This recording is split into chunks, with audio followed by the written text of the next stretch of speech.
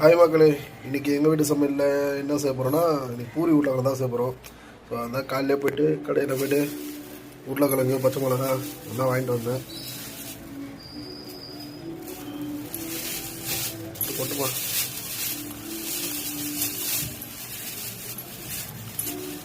பச்சை மிளகா நல்லா ஃப்ரெஷ்ஷாக இருந்தது, சூப்பராக இருக்குது.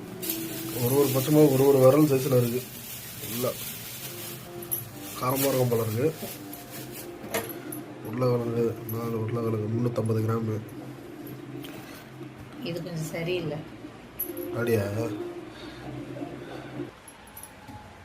உருளைக்கிழங்கு தான் கிலோகிராம் வரும்.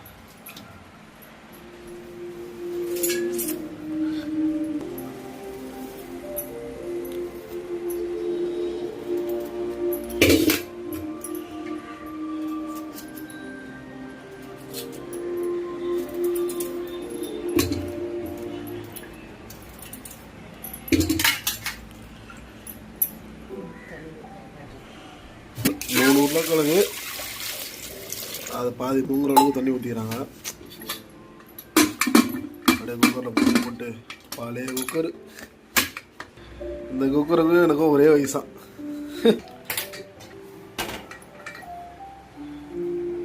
இதெல்லாம் எடுத்து ஏற கட்டிக்கலாம்.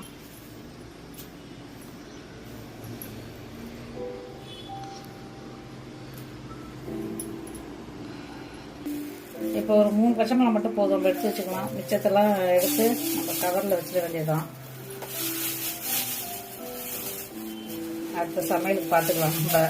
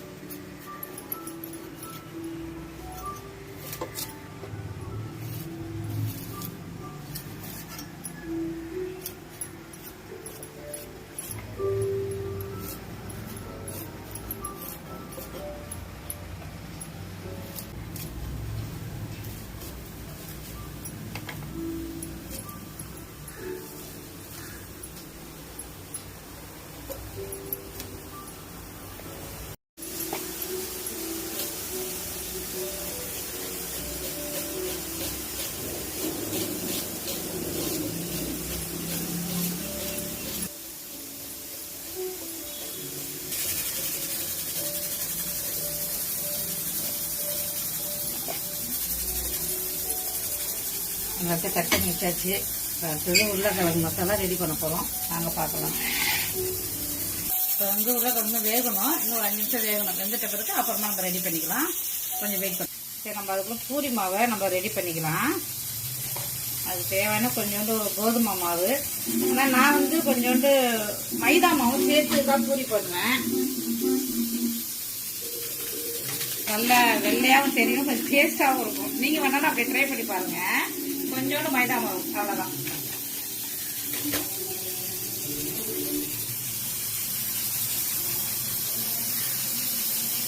கொஞ்சமாக உப்பு போட்டுக்கலாம். இதில் இன்னும் ஒரு டிப்ஸ் ஒன்று சொல்கிறேன். பூரி மாவு வந்து சப்பாத்தி மாவு மட்டும் பிசையக்குள்ள நல்லா ஒரு 1/2 மணி நேரம் ஊற வச்சா கூட தப்பே இல்லை, நல்லா சாஃப்டாக வரும். ஆனால் வந்து பூரி செய்யக்குள்ள மட்டும் மாவு பிசைஞ்ச உடனே நீங்கள் வந்து பூரி சுட்டுருங்க. அப்போ தான் பூரி வந்து உங்களுக்கு வந்து நல்லா சாப்பிட்டா நல்லா இருக்கும். இப்போ அப்படியே புசு புசுன்னு அழகாக பூரி நல்லா குப்பி வரும். அதே நீங்கள் ஒரு கொஞ்சம் நேரம் 10 நிமிஷம் ஊற வச்சு பூரி செஞ்சீங்கன்னா எண்ணெய் குடிச்சிடும். நல்லா ஒரு டேஸ்ட்டு. செஞ்ச உடனே பூரி ரெடி பண்ணிவிடுங்க, அதுதான் நல்லாயிருக்கும். இது ஒரு டிப்ஸு. வச்சுக்கலாம்.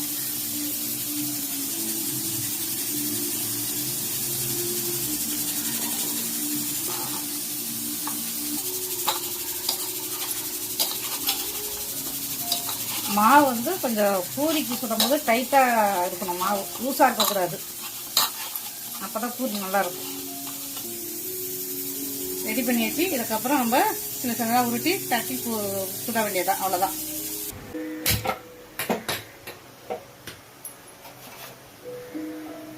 கொஞ்சமாக எண்ணெய் விட்டுக்கலாம். எண்ணெய் காஞ்சோன்னா கொஞ்சமாக கடுகு பருப்பு, கடலைப்பருப்பு போடணும். கடலைப்பருப்பு கொஞ்சம் லைட்டாக சவந்து வந்தோன்னா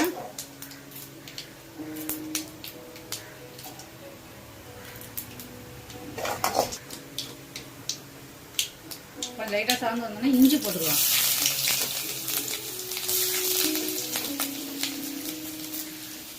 கருவேப்பிலை இதை போட்டு கொஞ்சம் ஃப்ரை பண்ணிக்கலாம்.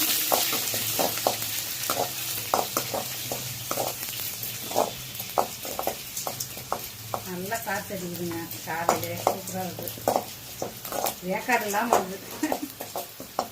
நல்லா வதங்கினோன்னா வெங்காயமும் பச்சை மிளகும் ஒன்றாவே போட்டுக்கலாம்.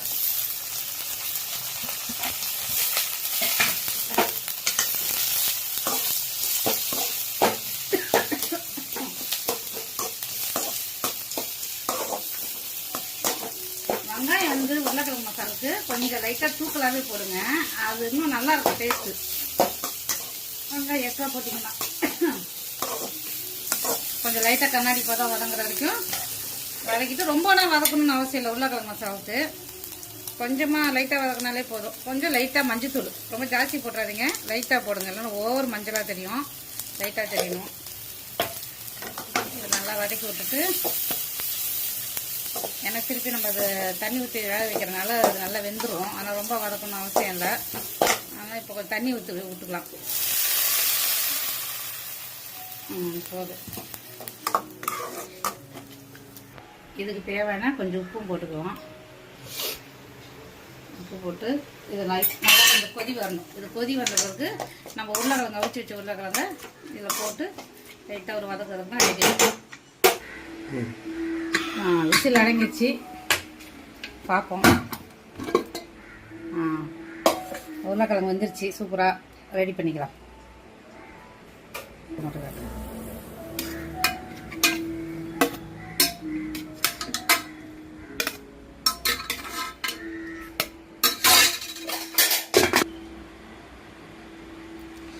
சூடாக இருக்குங்க.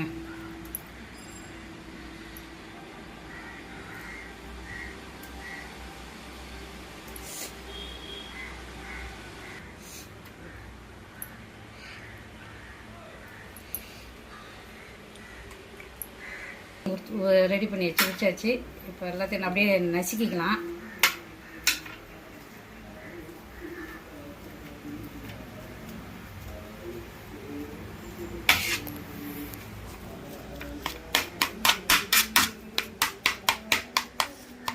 நல்லா நசுக்கிடுச்சு.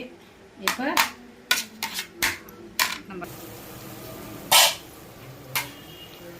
நல்லா கொதிக்குதா, இந்த ஸ்டேஜில் நம்ம அழகாக அவிச்சு வச்ச உருளைக்கிழங்க அப்படியே போட்டுடலாம்.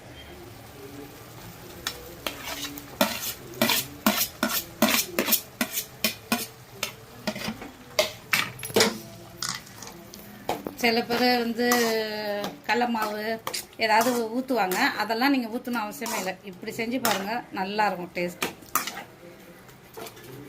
உடனே இறக்கிடக்கூடாது, ஸ்டிம்மில் ஒரு 5 நிமிஷம் அப்படியே ஸ்லோவில் வைங்க. அப்போ தான் அது கெட்டி பதத்தில் வரும் உங்களுக்கு. பாருங்கள், நான் செஞ்சு காட்டுறேன், லாஸ்ட்டில் ஃபைனலாக பாருங்கள்.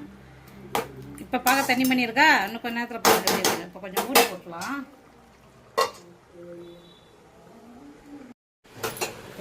எப்படி இருக்குன்னு பார்ப்போம். பார்த்தீங்களா, நல்லா கெட்டி பதம் வந்துருச்சுல, இதுதான் கரெக்டான பதம். இப்போ நம்ம ஸ்டவ் ஆஃப் பண்ணிடலாம்.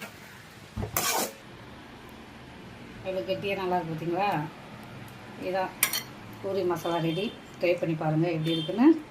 நீங்களும் எங்களுக்கு கமெண்ட் பண்ணி சொல்லுங்கள். இப்போ வந்து நம்ம பூரி சுடுறதுக்கு தேவையான அளவு எண்ணெய் ஊற்றிக்கலாம்.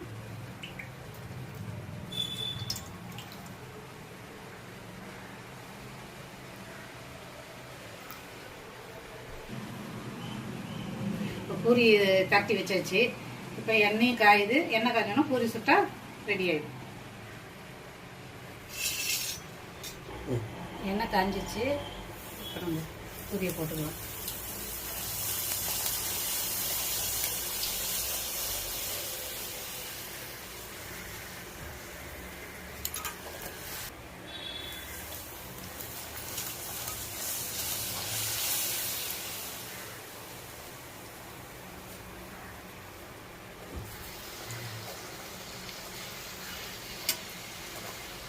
எவ்வளோ அழகாக பூரி எப்படி பார்த்தீங்களா, நல்லா உருண்டையாக பால் மணி இருக்குது பார்த்தீங்களா.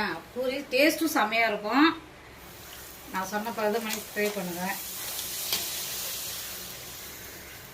எங்கள் பையனுக்குலாம் பூரினா உயிர், அவ்வளோ சூப்பராக இருக்கும் சார்.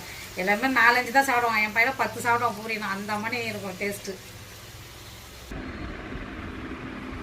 பூரி ரெடி ஆயிடுச்சுங்க. உருளைக்கிழங்கு மசாலா எப்படி இருக்கு பாருங்கள். சாப்பிட்டு நீங்களும் செஞ்சு பார்த்து டேஸ்ட் பாருங்கள். பிடிச்சிருந்தா லைக் பண்ணுங்கள், சப்ஸ்கிரைப் பண்ணுங்கள். இப்போ நாங்கள் புதுசாக இப்போ தான் ஆரம்பிச்சிருக்க வீடியோ. நீங்கள் உங்களோட சப்போர்ட் எங்களுக்கு வேணும். தேங்க்யூ.